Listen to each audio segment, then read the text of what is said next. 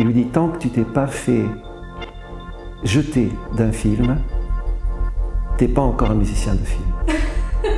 Vraiment? Terrible, hein?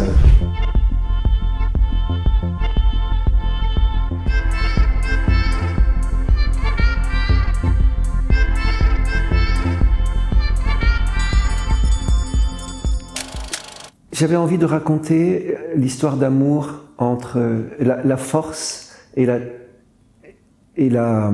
cruauté de l'amour entre une mère et son fils. Voilà. Que ça peut être merveilleux, mais que ça peut être terrifiant.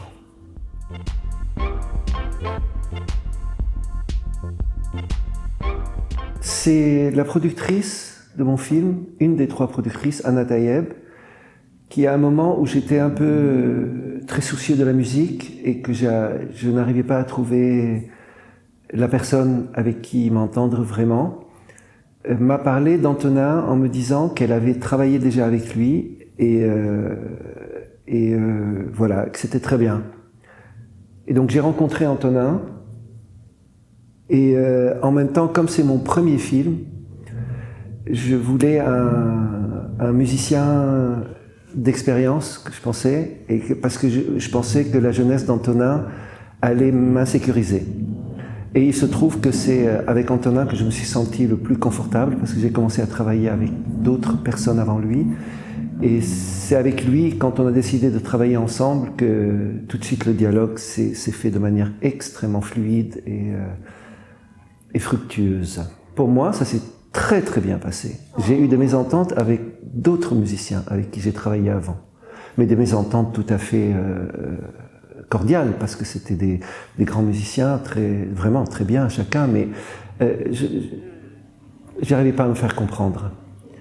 Et avec Antonin, c'était très très simple. C'est très simple. La vision était très claire. Après, c'est vrai que même avant qu'on soit sûr de travailler ensemble, on avait déjà parlé du film et des possibilités qu'offrait le film, et la vision était assez claire sur l'idée du rôle qu'allait jouer la musique dans ce film. Et pour ma part, la musique, ce qui était important pour ce film, c'était qu'elle ajoute une couche de sens supplémentaire. Ce que j'aime bien dans tous les films que je fais, en fait, c'est que ce soit pas juste une redite de ce qui se passe à l'image. Et ici, la couche de sens que la musique allait ajouter, c'était vraiment ce qui se passe dans l'esprit du personnage principal. Et ça, c'était une direction assez claire, je crois, assez dès le début quand même. C'est-à-dire, je voulais surtout pas une musique illustrative, surtout pas. Et je savais ce que je voulais pas. Et j'essayais de... Je ne suis pas musicien. Je sais ce que je n'aime pas tout de suite. Par contre, j'ai beaucoup de mal à dire ce que j'aime. Donc, mais avec Antonin, on a réussi parce que je lui ai fait écouter la musique qu'on a utilisée sur le montage, et il a tout de suite compris finalement dans quelle direction j'avais envie d'aller.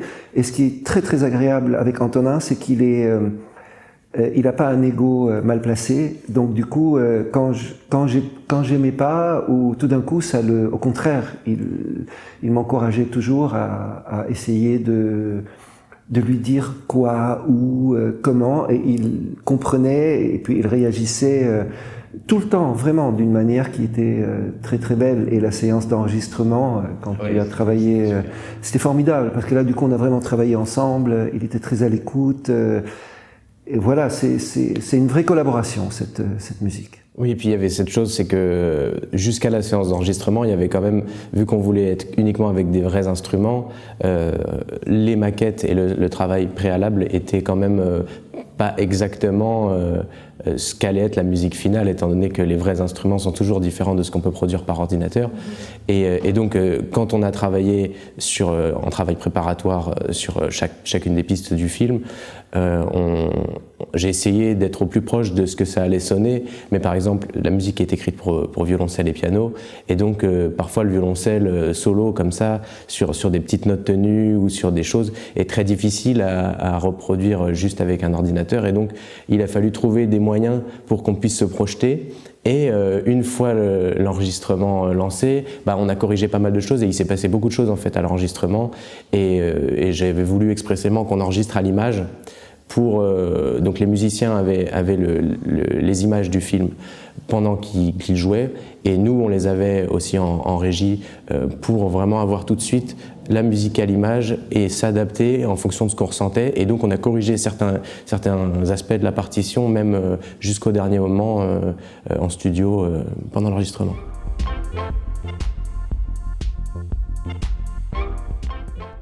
La fin du film, la musique à la fin du film est très très importante parce qu'elle raconte vraiment quelque chose. Et ça, c'est vraiment jusqu'à la dernière, jusqu'à l'enregistrement. J'écoutais la musique et avec Antonin, je dis mais non, là, il faut que ça monte, il faut que ça monte. Et c'est là aussi que parfois il y a des choses qui ne sont pas tout à fait comprises. Et c'est ça la beauté d'un duo de travail.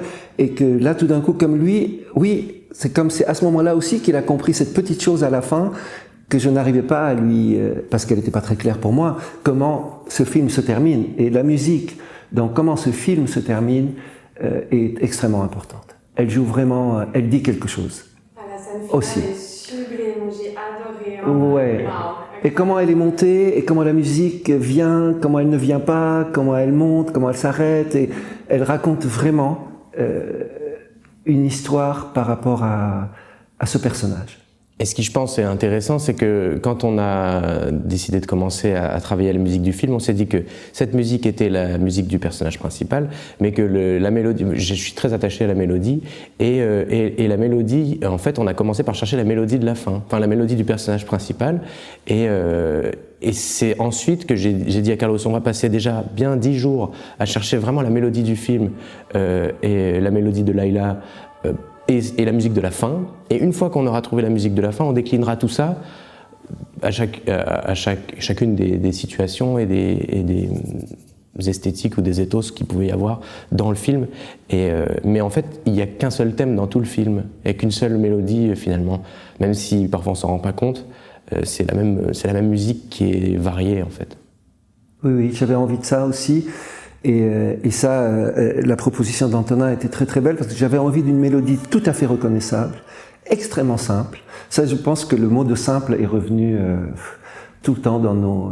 je disais toujours plus simple, plus simple. C'est vrai qu'on a beaucoup gommé des choses. Et en effet, là, tout d'un coup, ça donne une musique qui d'apparence est très simple, à mon goût, mais alors... toutes les couches, c'est un film, pour moi, que j'ai construit avec beaucoup de couches. Maintenant, voilà, elles sont peut-être pas toutes visibles, mais et la musique, je crois, porte vraiment toutes ces couches dans sa très grande simplicité.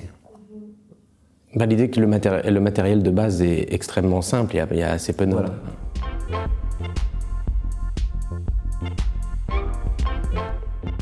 La musique est arrivée très tard, c'est-à-dire...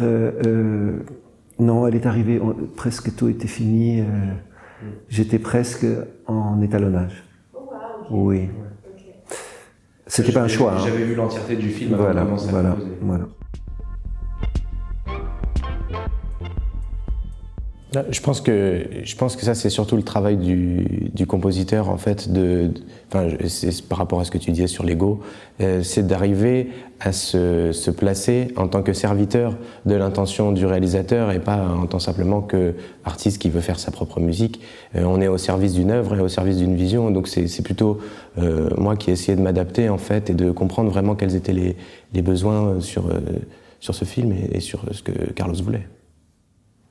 Oui, je pense, je sais pas trop, mais quand même, c'est-à-dire tu t'adaptais, mais tu... Mais après, on était d'accord, on était quand même d'accord à la base. On savait qu'il y avait une probabilité pour que ça matche.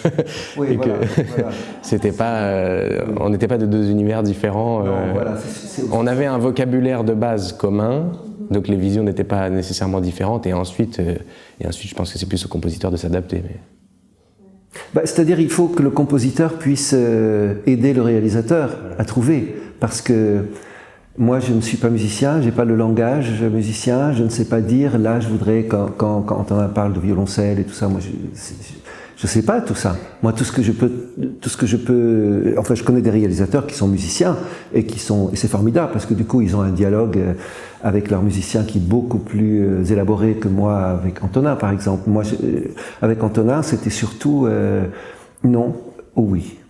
C'est restreint pour un compositeur. Ça peut être frustrant, hein, mais j'essayais de trouver un peu plus de mots que ça, mais finalement, ça se réduisait à ça. Non, ça j'aime pas. Non, ça j'aime pas. Non, non.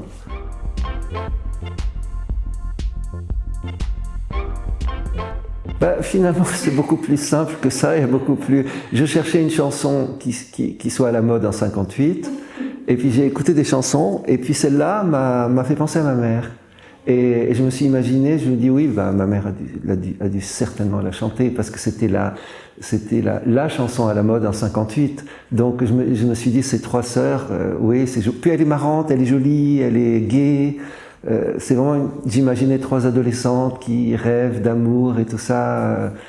J'ai aimé, mais c'est vraiment là aussi, il n'y a pas de sens, il n'y a pas de sous-texte avec cette chanson. C'est juste que je me suis dit, c'est le tube de 58, et comme au Liban c'était un pays très à la pointe, donc c'était un peu comme Paris, ce qui était à la mode ici était à la mode là-bas dans ces années-là, donc voilà, j'ai eu envie de mettre cette chanson.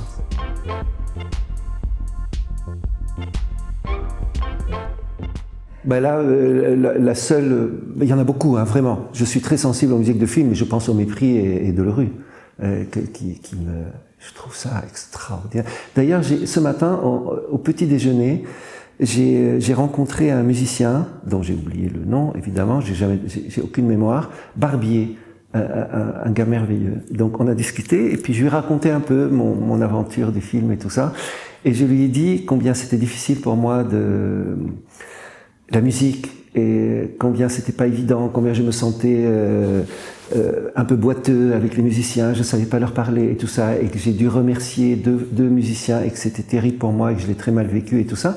Il m'a raconté cette anecdote. Il m'a dit que Georges Delerue avait dit à quelqu'un, il lui dit, tant que tu t'es pas fait jeter d'un film, t'es pas encore un musicien de film.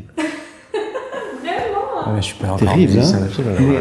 Non, mais ça m'a, voilà, c'est ce qu'il m'a dit, et du coup, je me suis senti tout d'un coup un peu moins minable.